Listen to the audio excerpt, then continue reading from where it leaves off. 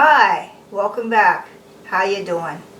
Today I'm going to show you how to take a regular cake mix or cake recipe and turn it into a gluten-free. I don't know about you, but I'm tired of reading gluten-free bakery stuff that you put in this little dinky 8x8 pan. And then it's no, I want a 9x13, or in this case we're going to make muffins, because the reason why is gluten-free bakery goods dry out really quickly. Now if I made a whole cake for my husband and I, we couldn't eat it fast enough. So I'm making muffins, and we'll save a few out for breakfast or whatever, and then I'm going to freeze the rest. Whenever we want more muffins, I take it out of the freezer and let it thaw out, and it doesn't get all dried out. If you notice, when you go to your store, most of your breads and stuff are in the freezer section, and that's why. Okay, I'm taking this apple recipe from several different sources. I saw it on YouTube and other places, but I'm just going to make it as best as I can. I'm not a big baker, and I'm going to show you a few techniques as we go.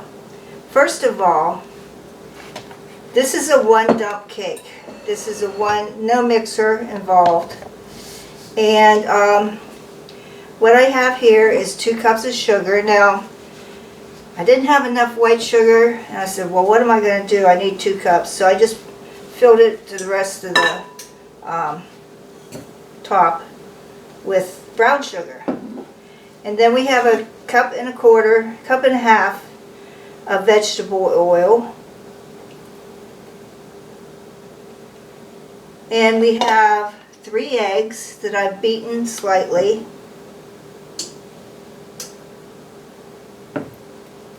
And most recipes, or the chef that posted this recipe, calls for a 1/4 cup of orange juice. I don't have any orange juice, so I'm using apple cider. Not vinegar, apple cider. So I'm going to start mixing this up with a whisk. Let me get these out of the way so you can see. Got to get that sugar mixed up in there. There's no liquid in some of it yet, so that's what we're doing here, is we're making sure everything has the liquid and it's not stuck to the bottom of the bowl in dry form. So we're mixing this up a little bit. Doesn't have to be perfect. I just don't want to see any clumps of sugar. Okay. Now we are using gluten-free flour, and what I like is the Bob's Red Mill 1-to-1 gluten-free flour, and they suggest to sift it because it aerates the flour and makes it better to make your cake rise, or in this case muffins. We have a teaspoon of baking soda, half a teaspoon of baking powder, and half a teaspoon of salt, and 1 tablespoon of cinnamon. Now it seems like a lot to me, but I guess it goes good with the apples. So what I'm going to do is I just take my little thing here and sift it into the bowl. I don't have one of those things that you turn the handle like Mom and Grandma used to use.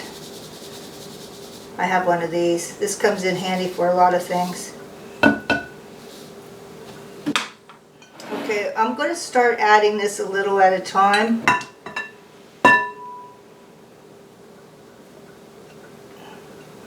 Because I want to mix it slowly. I don't want to dump the whole thing in, and I just want to mix it together slowly. It doesn't take long. Get some more flour in there. Whoops.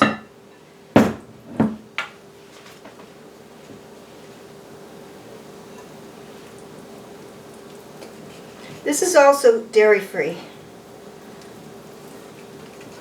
And So this goes good with my dietary restrictions. Mix it together real good, and now we're going to be on the last of it. The rest of the flour. And mix that together.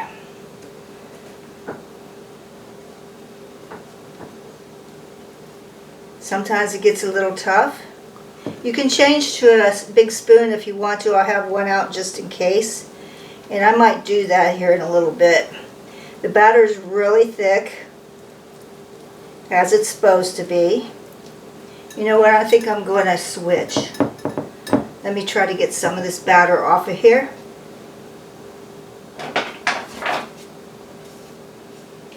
There we go. We just stick it down in the holes and it'll come off.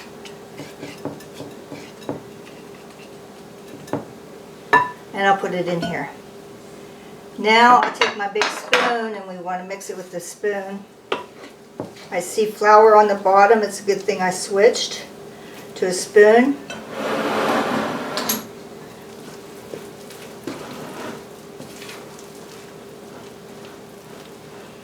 Wow, it's getting really thick, but it's supposed to. Scrape the sides of the bowl. Get that flour all incorporated into here.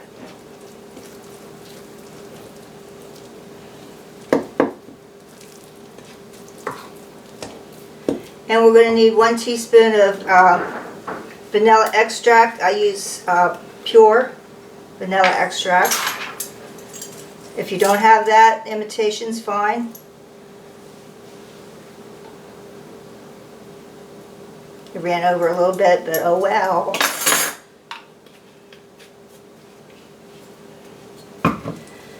And I'm going to start incorporating 1 cup of Coke. Now first I want to put my apples in there. This calls for 3 cups of diced apples. What I did is I diced them in my dicer that I use the onions and things for. And then I put them in water that had, in this case, lime juice. I didn't have any lemon juice. And we're going to stir those in. Hope you have a strong arm. Excuse me.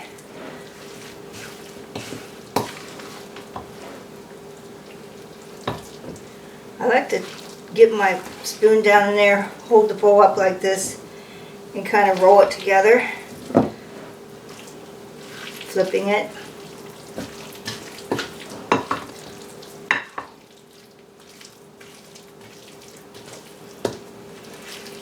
Get all that batter on the bottom mixed in with the apples. And next we're going to add a cup of coconut.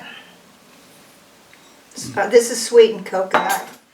And a cup of pecans. This will be like the last stirs. Wow, it takes muscles.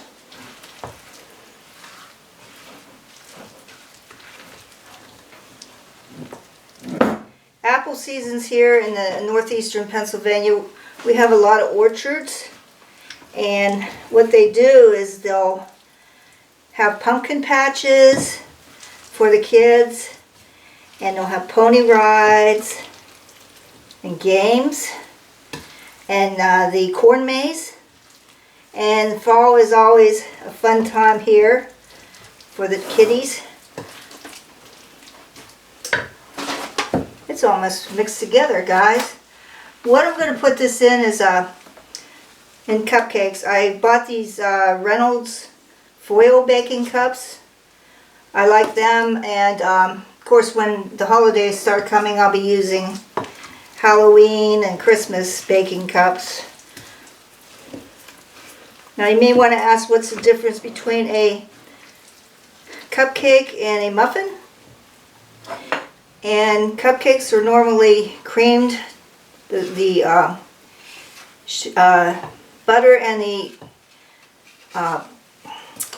eggs and everything are creamed together. And muffins are more dense, like these are going to be dense. Okay, it looks good to me. And now, let me get my baking cups.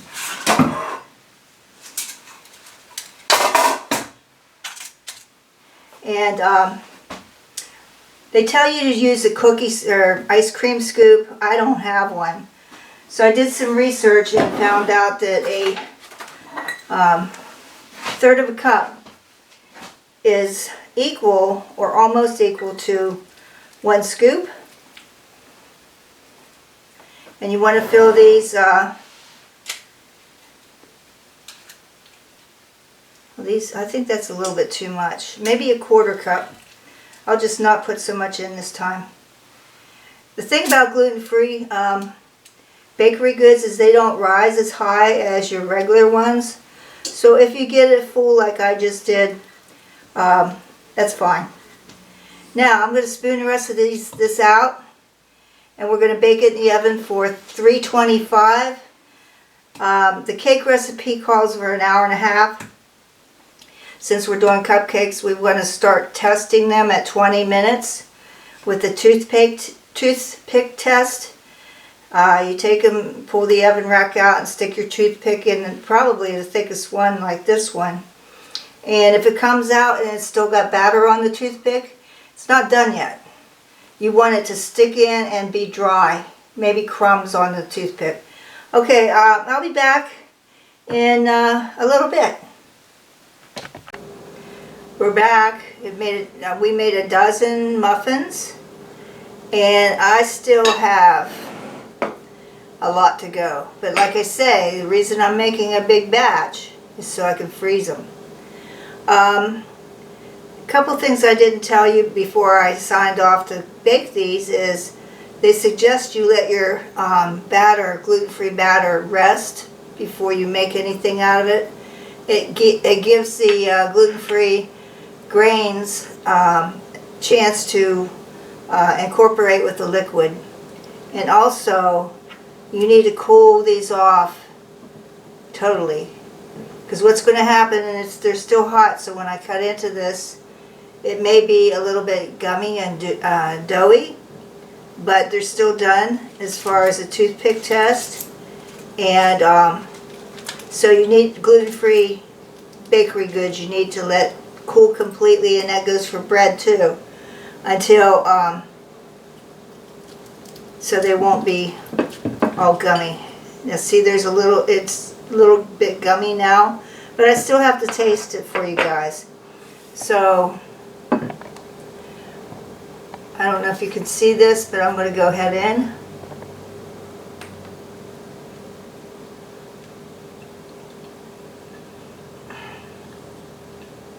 This is so good. The apples are done. I was worried about that. We ended up 25 minutes, not 20. And so please subscribe to my channel. Hit the share button to share it to all your friends. Hit the bell button to see my videos. The next one's coming out. Email at mynanasapron@gmail.com. And we'll see you next time. Bye.